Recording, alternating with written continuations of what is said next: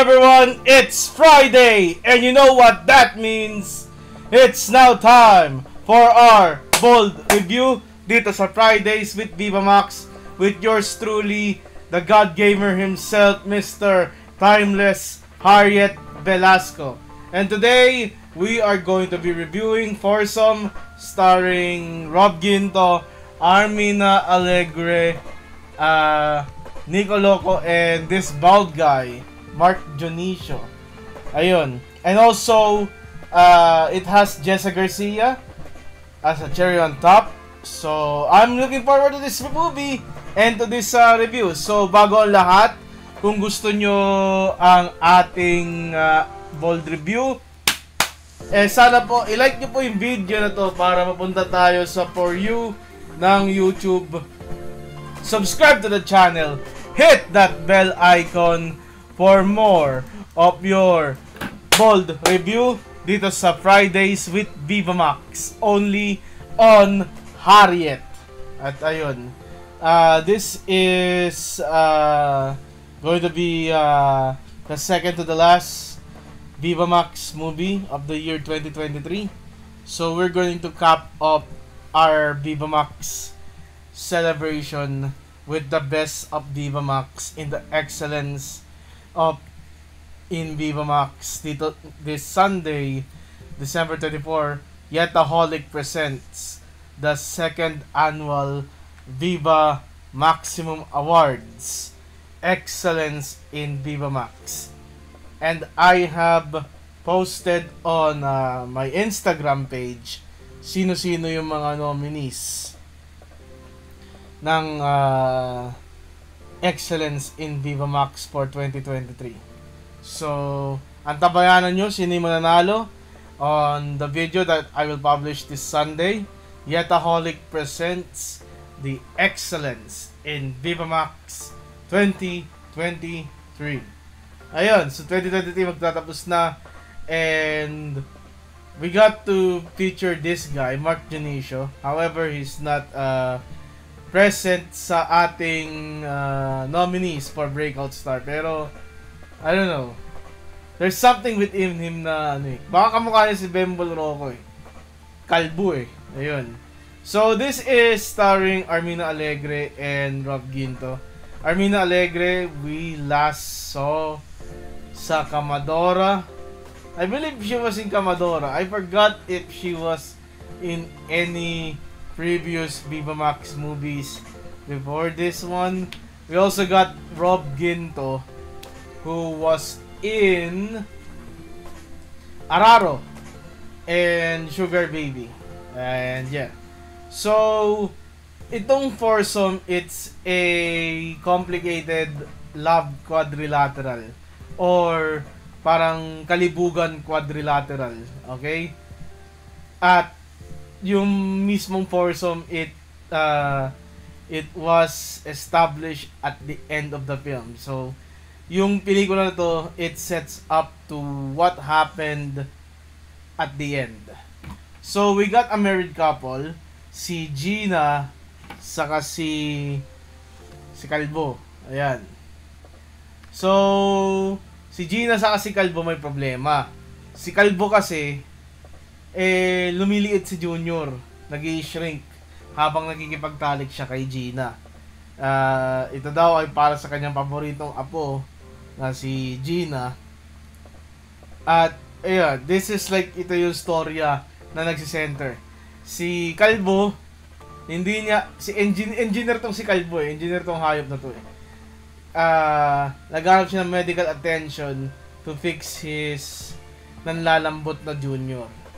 Ang di alam ni Kalbo, itong si Gina ay nakikiapid sa kanyang secretary na si Kiki.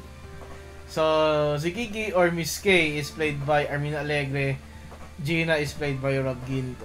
And we got a good scene between Armina and Rob Ginto here. It's a good lesbian scene.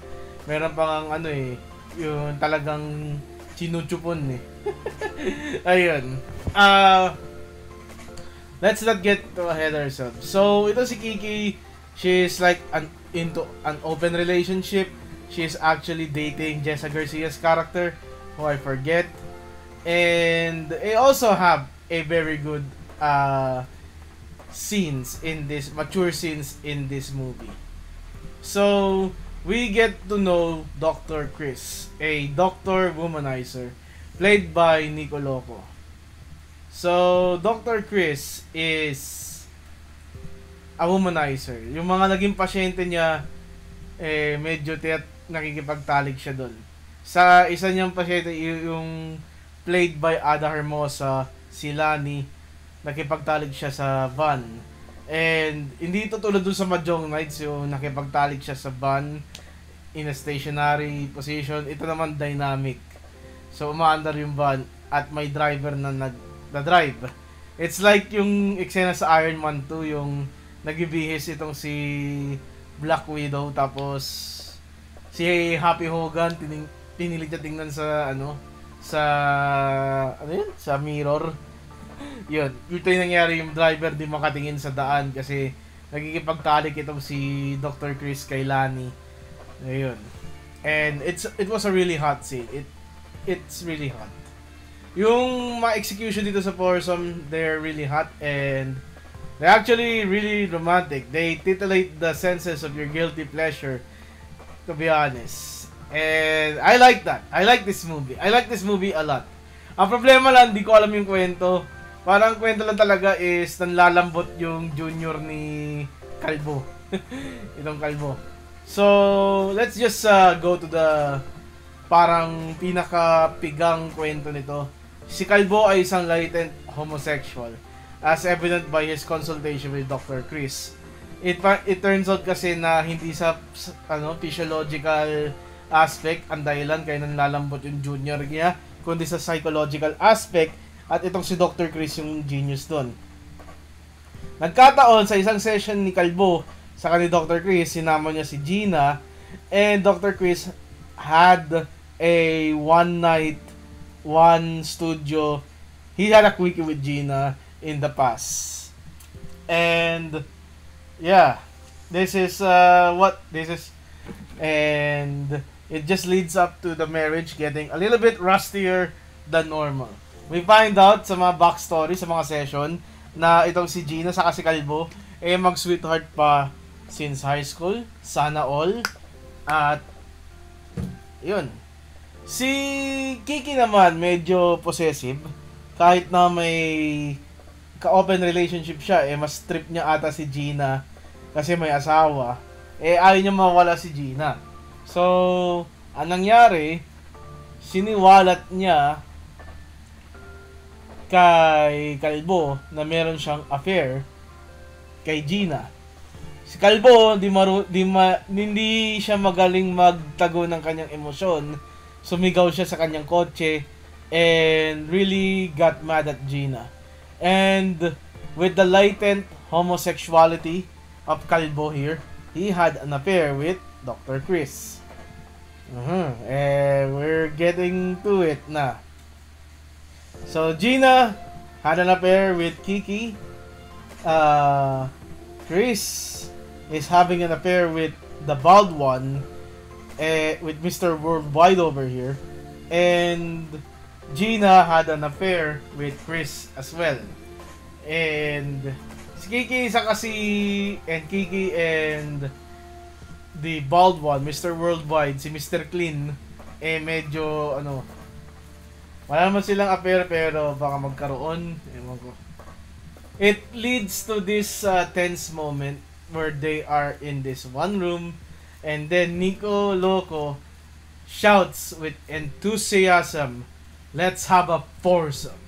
And at first, itong si Kiki, she did not agree but she seems excited with the opportunity at it ended up na pumayag. And the movie ends with them having a foursome and actually the marriage of Gina and the bald one is saved. Yeah, that's literally the story. Wala talaga siyang kwento, okay?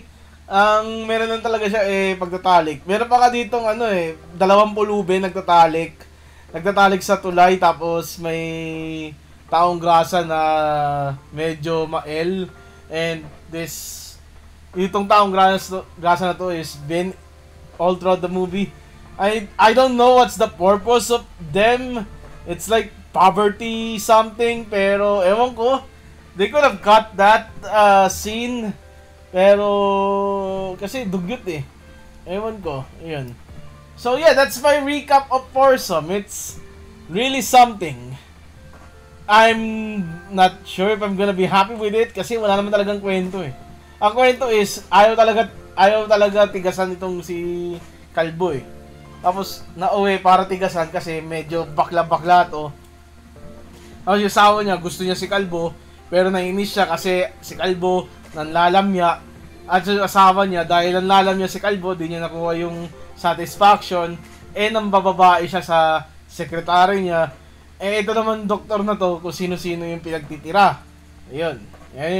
Kaya nauwi silang apat. And yeah, Foursome forever. Okay, so yeah.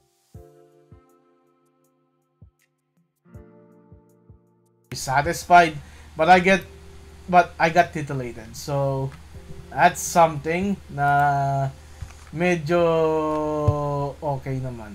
Okay, so let's rate this. Foursome, I am giving it a